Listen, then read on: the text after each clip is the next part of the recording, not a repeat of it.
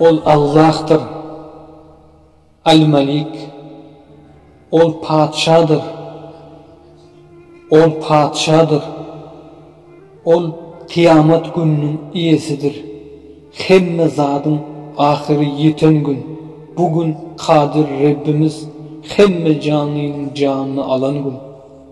Ol gün Allah subhanahu ve taala cemiki diri zatları ölüm beren gün.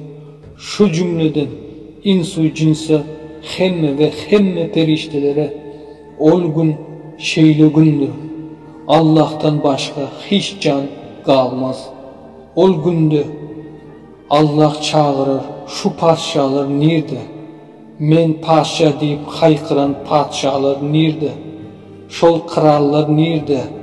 Krallığını göz eden zalim padşalar nerede?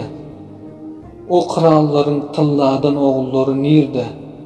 Allah çağırır, ol ali paraslar nerede? Bozguncular nerede? Şol özünü menmensiren kimseler nerede? Olur nerede? Perzentleri, iziz perzentleri nerede? Qaraşın, Allah hemmeni çağırır, hemmeden sorar, hemmeden bir sorar. Bugün kimin elinde? Bugüne kim hekim?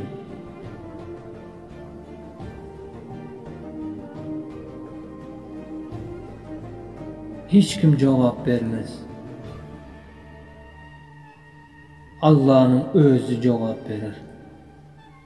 Bugün dine Allah'ın elindedir. Allah'a degişlidir.